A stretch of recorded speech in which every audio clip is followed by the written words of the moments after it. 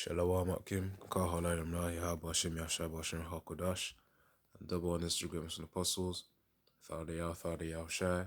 God have the strength in order to make this video as well, man. It's the brother Ratazar Halawaya, and this video is based upon what I called it hide, and we will seek, or we will be seeking. So, the classic game hide and seek. Because the reason why I say that, because the scriptures talk about Esau saying, let the mountains fall upon them. That's talking about the underground bunkers, man. That's one thing. As well as Amos, which we're going to get these presets. This video, we're going to get to the point. Probably play a few clips as well. And I got a short as well, reserved for this video, so that pretty much going into the underground bunkers, man. And, even just the, what is it called, the lower ends of the Edomites. I don't know if I should call it middle class or even upper, probably more like upper middle class, because they have more disposable income. They got their own things. They got their own plans and bunkers to build, man. So how Edom reasons, man, it's carnality. So they're like, okay, if a nuclear war was to happen, they need to have a bunker so that they can survive it through the nuclear winter and all that stuff. But as for us, we have our faith in Yahweh Shem Yahshua anyways, man. Jake's supposed to be having that faith in Yahweh Shem Yahshua, not Esau, to flipping look after them. In that day as well, Eve is going to bug out. Because they're right now, they're still living under Esau Edom, with the advantages that Esau has allowed her to have. But in that time, it's going to be a great humbling, man. Not just because of that reality, but also, mainly at the top of this video, the nuclear missiles, man, hitting. In that time, you're going to want to be with a man of Yahweh Shem Yahshua. But anyways, that's for another video. This is based on space hotels, as you can see here, and what else? Oh yeah, underground bunkers. So what I'm gonna do is, yeah, this video is gonna have to flip, because yeah, it's gonna have to flip. But anyways, let's see what's up. So this is a community of bunkers. So it looks really nice. The view has me feeling really good about it. But it also reminds me of something I seen in a show called Silo. Ultimately, if we were to have a nuclear strike, I would think those bunkers would end up looking just like this right here. Our government has a lot of things going on these days, from battleships being in the Red Sea to Russian fighter jets coming into U.S. territory. So I want to know if you guys are prepared, and I want you to watch this video and let me know what you think. Sitting in the middle of X Point, the largest survival community in the world, with 575 bunkers spread over 18 square miles of land. Effectively, we're building a city. It's 3/4 the size of Manhattan. The government knows a lot that they don't tell us. I think they do know something. They've built deep underground bunkers across America and Europe and Russia. So yeah, they got it ready, man. These high-end Edomites, they got it ready, man. They got those bunkers ready for them. Let me actually get the precept that I said I was gonna get. Alright, let's see.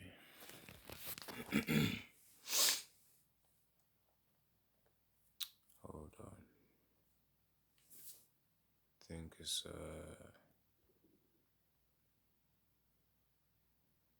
23 and 30.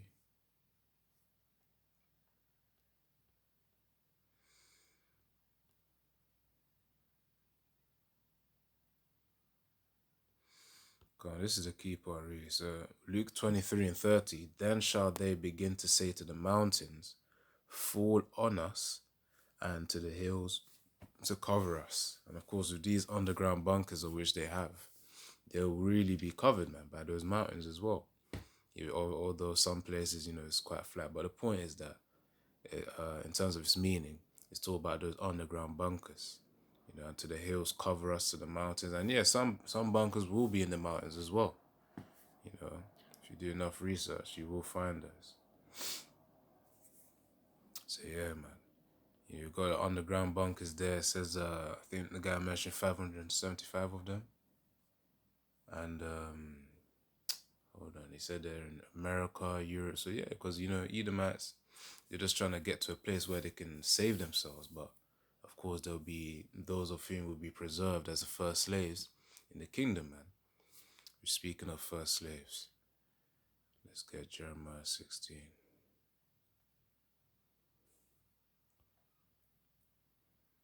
Jeremiah 16,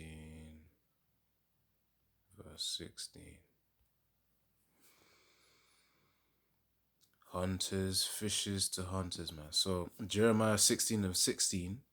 Behold, I will send for many fishers, saith the Lord Yahweh, and they shall fish them. And after will I send for many hunters, and they shall hunt them from every mountain and every hill and out of the holes of the rocks. So of course those holes of the rocks as well, you can liken them onto the underground bunkers, man.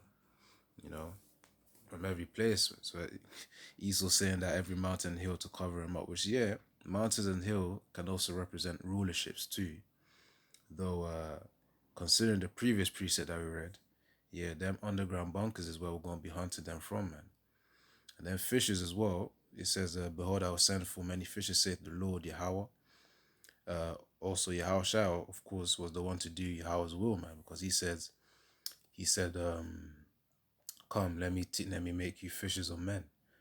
And let's get that as well. Because, of course, Yahushua is here to also perform the will of Yahweh, man.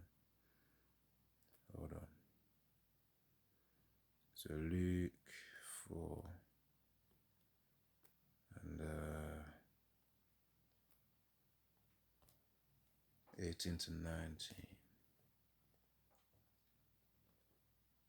Hold on.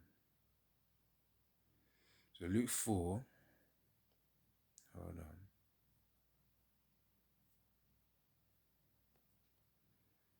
Oh, Salakia, it's Matthew 4, not even Luke 4. I was wondering. I was getting confused there. Matthew 4 and 18.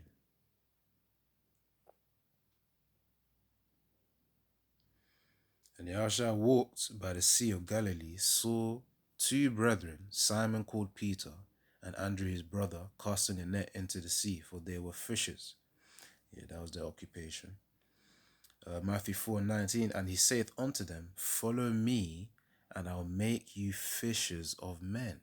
So, of course, Yahushua was performing the will of Yahweh in this very moment as well, man. You know, to teach them how to fish men, which we do it today.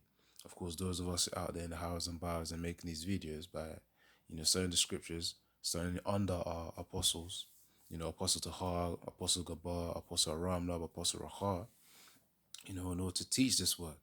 And of course, that's how we fish men, which really, if you want to get more specific, we're fishing the elect of Yahushua, man. You know, those men of whom are destined for salvation, Yahweh Tazar, which means Yahweh willing, that we're going to be those same men as well. You know, the same way we were fished into the truth is the same way we're fishing for those of the elect as well, man. And of course, when the fishing season is done, that's when really the elect is sealed. And of course, you know, things are going to start kicking out, man, in terms of Jacob's trouble. All right, so that's Matthew 4:19. Let me play the video that I said I was going to play as well. So I played that other one based on underground bunkers. You know, Edom, of course, carnal reasoning. Of course, some of them will actually die. Others, you know, many of the elites, they will survive, because obviously they will be preserved, but it's all Darak Yahweh Shem Yahushua as well, man. So, you know, maybe even certain, I'm talking about the high-end Edomites flipping, surviving it, man. Them ones with like the low-end bunkers, yeah, there ain't no way. But, you know, ours will be done, man, ultimately. You know, nothing's impossible for Yahweh Shem Yahushua. But either way, Edomites will be collected from them bunkers and be put into slavery. So let me get this, because they're working on it. Well, they think they'll complete it, but let's see. Space hotels.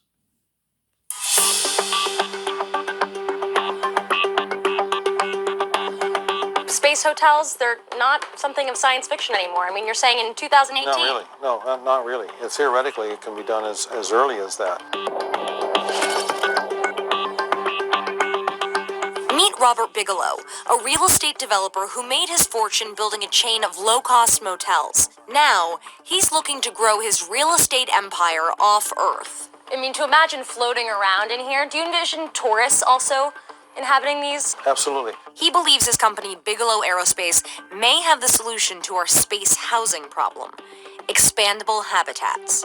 All of this at one point, when it's first launched, is going to be compacted into Yes. a really small space and then expand into this massive structure. Right, so it's squeezing a core, and then expansion takes place around that core, and now you have the shape of your spacecraft. How does this thing actually expand once it's launched into space? We just pump in gas. And, What kind of gas? Nitrogen and oxygen. Because these habitats start out deflated and small, it makes them easier and cheaper to launch than metal structures. The metal alternatives for the ISS have run into several billions of dollars to produce a habitat in 4 or 5 years of construction. You can do it faster and cheaper, you say? Absolutely.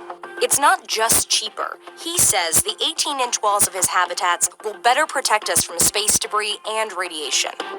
Once it expands, the B330 prototype has the same volume as a small 3-bedroom house, and their largest model, the Olympus, is twice the size of the International Space Station. What are these systems going to be used for? I mean, is this a space hotel? Is this going to be a space station? What we're doing is trying to create a sort of generic facility, a habitat. We want to be able to entertain entities, companies, space agencies. What you're describing sounds like a landlord. It is. It basically is. And the going rate to lease 110 cubic meters of volume for 60 days? $25 million. That may sound pricey, but that's still a fraction of what it costs now. And that's because there are only 2 habitable locations off Earth, the International Space Station and China's space station. Up to now, space is characterized mostly by nations. Right. Being able to only be the ones to do various kinds of things. And it's been prohibitively expensive. We're trying to attack both of those things. Bigelow isn't the only one trying to make space more accessible. He's part of a new clan of wealthy businessmen turned space entrepreneurs.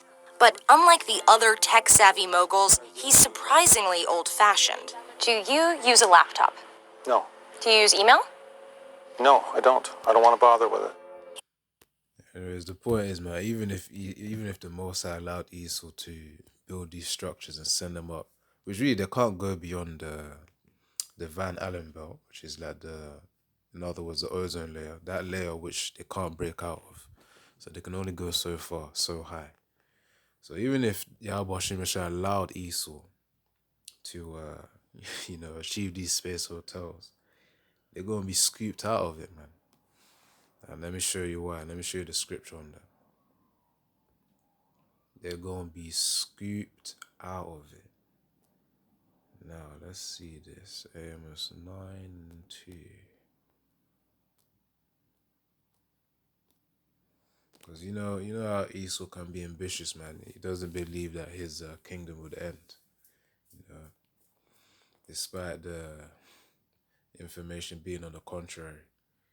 Right, so Amos 9:2, though they dig into hell, underground bunkers, preparing all that stuff, underground cities, thence shall mine hand take them, though they climb up to heaven, thence will I bring them down.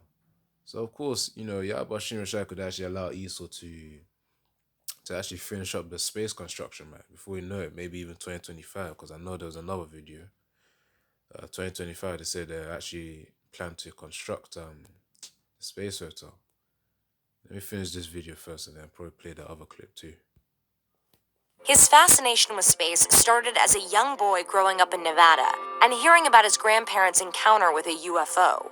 After hearing that story a few times, I realized there was a tremendous amount of things that we didn't know. When you're talking about things that we didn't know much about, are you talking about alien activity? Absolutely, yes. Do you believe in aliens? If you really bother to do the in-depth research, you come away with unequivocally that is the only answer for all the various kinds of events that occur to people. God, and he's speaking right, man. Them so-called aliens, which really is just referring to strangers, are referring to the angels of Yahweh Shem Yahushua, man.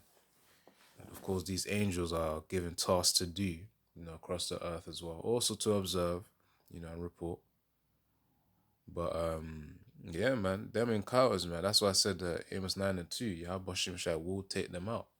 no matter how high they climb, you know, in terms of their space hotels and whatnot, and no matter how low they dig, you know, Amos 9 and 2 once more, they're going to be scooped up. But yeah, he's saying something right though. Obviously, it's just the interpretation that needs to be corrected.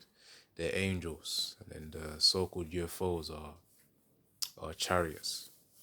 You know, the Bible has been saying this for a very long time now. And it's going to continue for a bit. Very close range. And it's that belief in the impossible that drove Bigelow to pursue his design. 10, 9. Yeah, so, you know, Esau's got ambitions, man, but eventually Abashim Shah will humble him.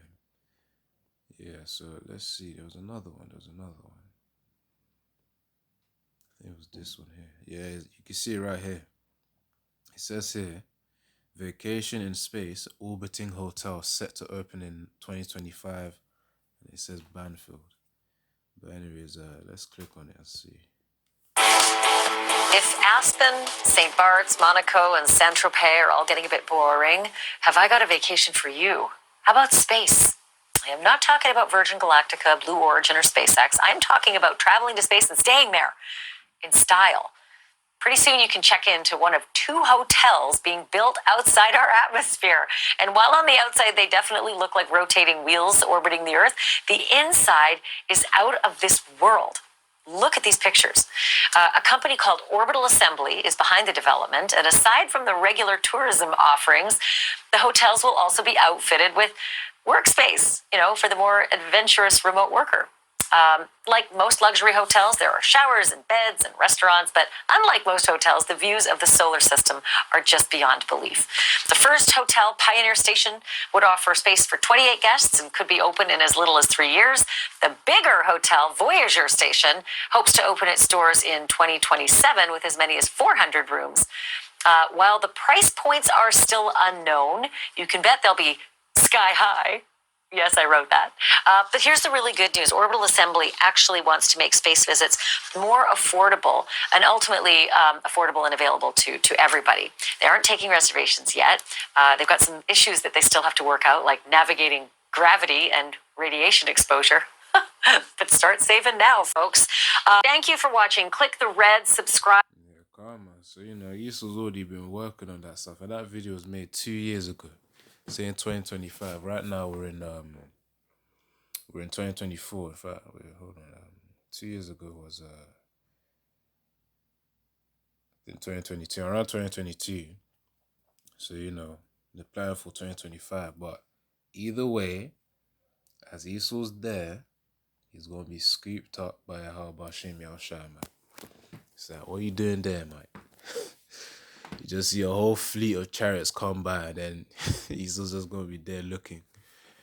You know, with you know the same, you know the joke where they say, "Why the long face?" Yeah, Esau's gonna have a long face in that day, man. Anyways, that's really. Let me see if there was one final preset.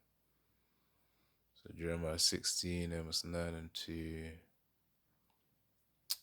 Was it Luke 20? Yeah, yeah, that's pretty much it, okay. But yeah.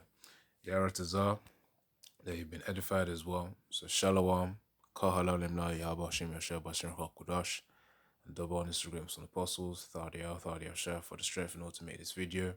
It's been the brother Ratazar Raha Halawa Yaman. And yeah, Shalom.